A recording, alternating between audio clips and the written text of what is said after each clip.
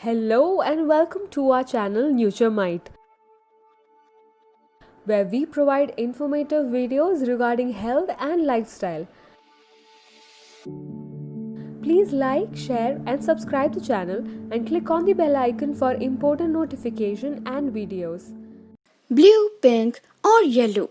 Gender neutral parenting in the Indian context. I was always a hairy girl.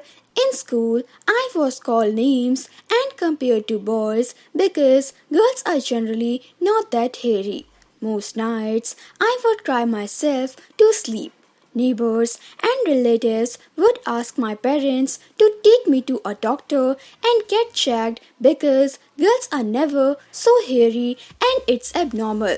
I don't want anyone else to go through this, says Shruti when asked if she encountered gender stereotypes in her childhood. With Elon Musk and Dreams announcing that they plan to raise their child in a gender neutral way, there have been debates both for and against this style of parenting. I was recently going through the Instagram account of a bakery and noticed stark differences between the cakes for boys and girls, typically blue or pink themed with either girly or boyish designs. This, for us, is normal. The concept of raising a child in a neutral gender manner is relatively new to India, but with gender biases extremely prevalent in our society, it's much needed.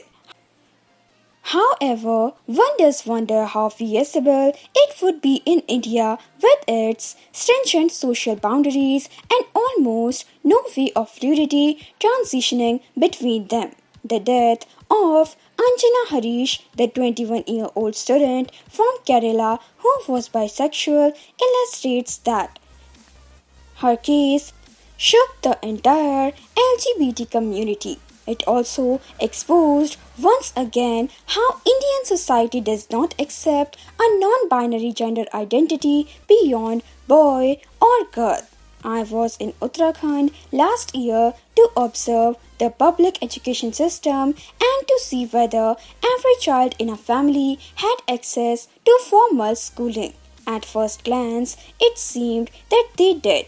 It was only after a few more days of interacting with these families that I realized that boys were sent to private schools while girls were sent to public schools. Asha, in class 7th at a public school in Karnataka, talks of how she and her female friends clean the classroom while the boys help with midday meals. Boys and girls stand in separate queues, don't play together, and are not even allowed to talk to each other. In India, there have always been clear differences in the way different genders are treated right from childhood. Schools are the secondary space of socialization for a child, the primary space being the home, and the stereotypes that play out in society also play out in classrooms, educational policies, curriculum, and in the very manner of teaching itself. Since gender based discrimination is so prevalent in our society, the best thing to do is to start at home. One can join a growing number of families opting to raise their children beyond gender stereotypes. Gender neutral parenting typically begins as early as possible, right from choosing neutral names and colors to avoiding toys that have a particularly gendered slant. How parents navigate those first few years is important.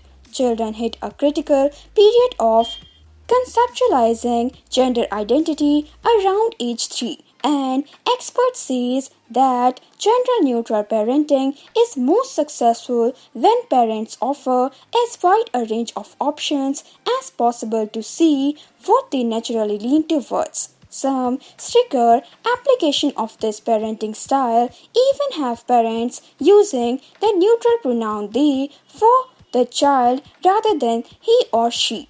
It does not mean that one does not expose the child to gender stereotypes. Rather, one should point out instances of gender stereotyping and make them aware of it, not letting these stereotypes influence their decision.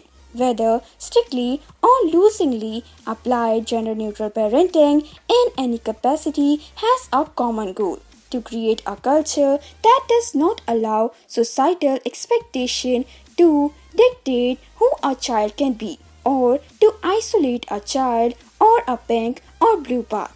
Had I been brought up in a gender neutral environment, I may have been able to come out to my parents. I don't think I can ever tell them, because for them I need to be married to a man by age 24. I'm sure I will be disowned if I tell them I am dating a woman, says Agastya, who is gay. Like her, there are many who have to conceal their identity to their own families, and all because we as a society cannot accept anything beyond the gendered lens we look through. This is just one example of why gender neutral parenting is important in the upbringing of a child and in creating an inclusive society. In the Indian context, discrimination related based on caste, gender, and sexual orientation is common. Parents in India have to be especially aware that despite their efforts, society will inevitably try and enforce these stereotypes on their children. At its core, gender neutral parenting is about encouraging the traits that make a good human, not a good man or woman. And it's an approach that all parents can apply at some level. So thank you guys. If you found this video useful, hit like, share and subscribe to our channel Nuturemite. And don't forget to hit the bell icon.